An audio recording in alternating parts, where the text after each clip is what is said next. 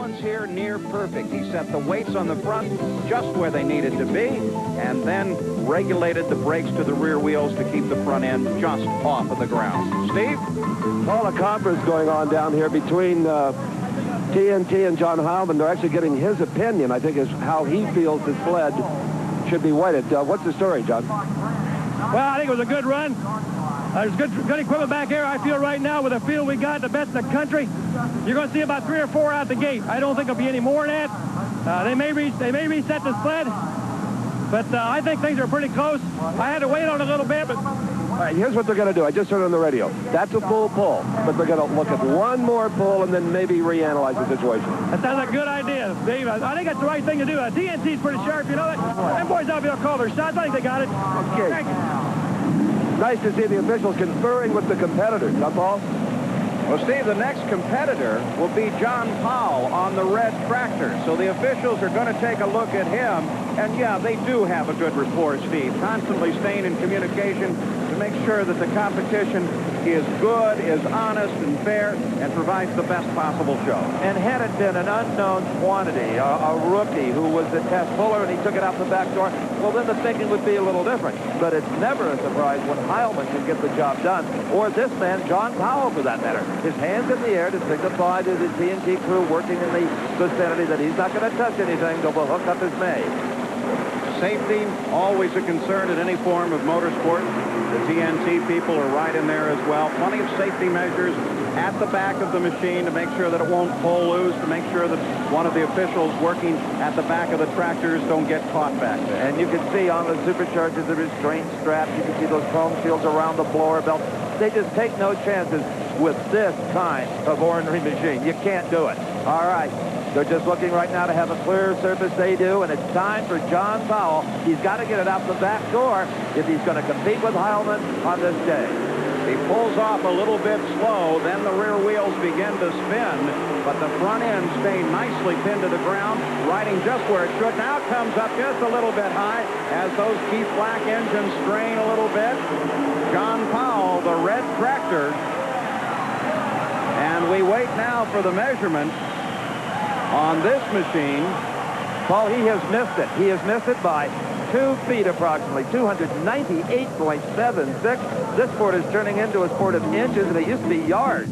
So just a tick short of the full pull for John Powell.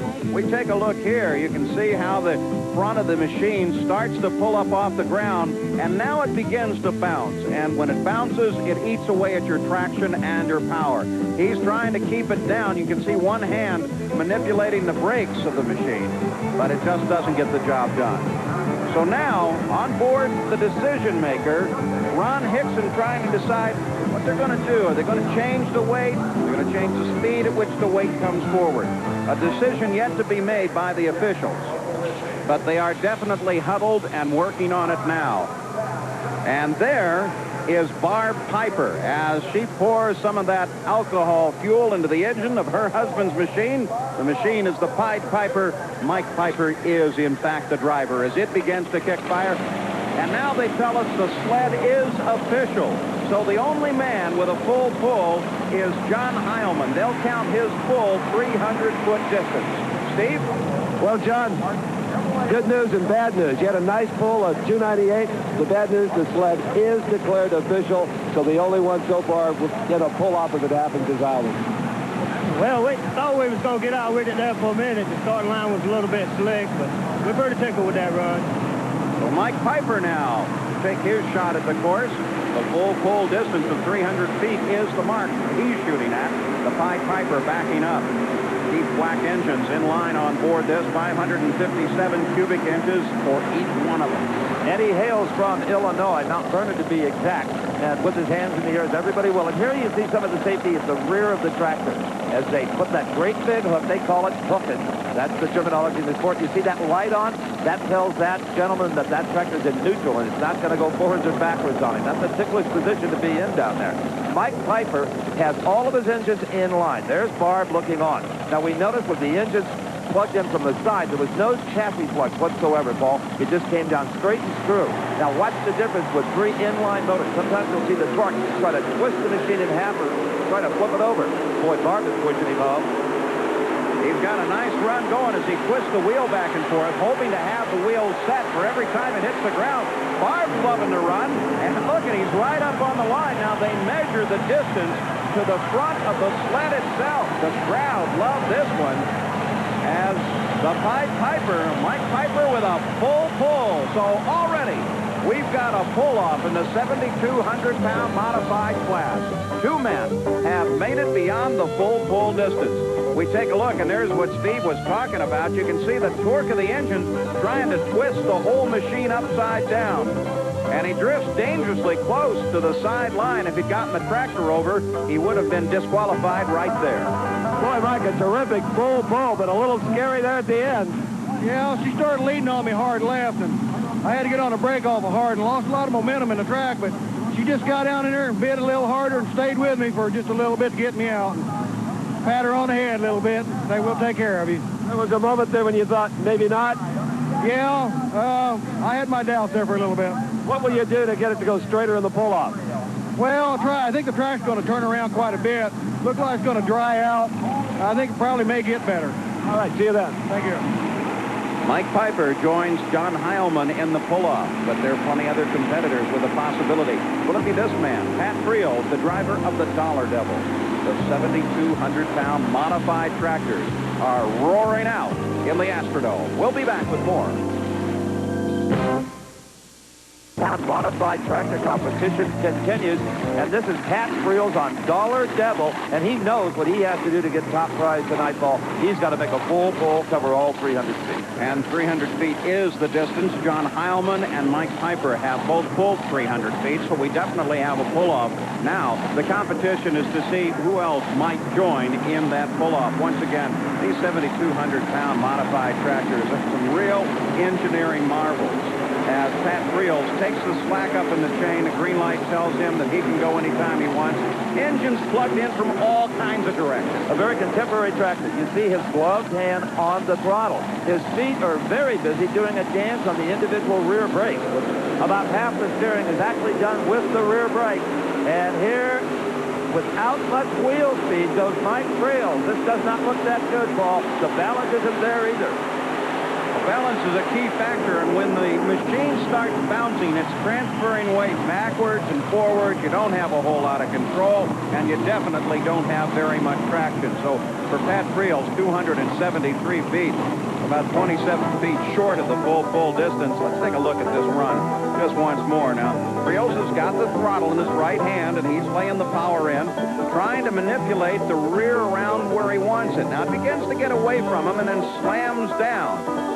And that action kicks it back up in the air again, and it begins to bounce with little chance of saving it. Steve? Well, Pat, we got the distance measured at 273. Yeah, we're a little short. Looks like we had a front motor go dead on his magneto. That's the way it goes. Sometimes you get a dog, sometimes you get you. And today, Pat Frels was gone. Well, Dave Banner on Fox is our next puller. No question, Dave Banner is the most renowned tractor puller of them all. And this is a brand new machine that has eyes popping in the grandstands and out of the parking lot pit area. Earlier, I had a chance to take a look at what is truly the most unique tractor to come along in this sport, well, really since the origin of the sport. Now, here is an interesting concept. Right where the driver should sit in a modified tractor is a supercharged Chevrolet engine. Well, this is the latest design from the famed Banter brothers. In fact, the 32nd multi-engine tractor designed and built by Ralph Banter. Now, he said the problem was, as they kept adding engines, the front end was getting so heavy they couldn't properly balance the tractor. He wanted 6 engines in this new machine, and he thought, well, I'll worry about where to put my brother, driver Dave, after I get the design right. So, right where Dave used to sit, he put an engine. Now, another engine can go right here. In full battle dress, outdoor pulls, it will have 6 motors. That's 1, that's 2, here's 3, there's 4, and now on the front end can clip on 5 and 6. The output shaft of one just going into the input shaft of the other. And all of this horsepower is funneled back through this massive drive unit here. All kinds of gears and pulleys and chains and everything, funneling all that power to the differential. He got all done. He said, Dave, what do I do with Dave? Well, he had 2 choices. Put him out on the front axle. Dave wasn't buying that. Or put him outboard on the right-hand side. And Dave said it's an odd feeling because he's used to sitting right at the fulcrum point, When the front end came up, he didn't have any sensation at all. He could just do whatever he had to do to drive it. Now, as the front end comes up, he rises with it, kind of like going up in an elevator. And he said it's going to take some getting used to. Only the second night out for this tractor. Well, balance is such a critical factor. For the seat in that position, if he can actually feel it that much better, he may definitely have an advantage. Dave Banner, the machine is the fox. And look at his feet. Seldom do we get that. In fact, we never get that good a look at how the driver sits in the tractor just because of the unique location. Oh, and look at this bull. He is completely out of control. Will the chassis be up to this abuse? Banner doesn't want to give up. He's trying to learn this new machine. It gives up for him. Well, the Banner brothers, maybe with a little reconsideration of part of design, because it certainly got away from Dave Banner. He reaches down now and begins to unhook himself. The balanced a critical situation, and it began to bounce all over the place. Let's see if we can analyze this just a little bit. But let's remember, in the 7,200-pound class, they don't have those front motors out there to keep it down. Maybe in the more weighted class, it could be a lot more successful. Well, they have the weights. You can see them wiggling back and forth in the front. They can add or subtract those as needed, and it sure looks like they could have added a couple of them as he fights to try to keep the thing on the ground and point it straight. But at this point in the run, it was a losing battle for Dave Banner. 244 feet. I'm not sure I know what to say to Dave Banner because I have never seen a bull quite like that one. I'm not getting my weight balanced right yet. I'm trying to move my motors around and trying to get it right. I don't have her right yet. I don't know what I'm going to have to do. I think I'm going to have to get some more weight on the front yet. Anything to do with sitting in this odd location? Yeah, I put that 900 pounds back here, and that's really made a whole different ballgame out of it. If I get it right, she'll be right. Well, when you see the video, the first thing you're going to do is have your brother Ralph check every weld in this chassis. It was twisting like a bungee cord. Yeah, I know. It's twisted up quite a bit. Thanks. Brand new machine. He'll get it right.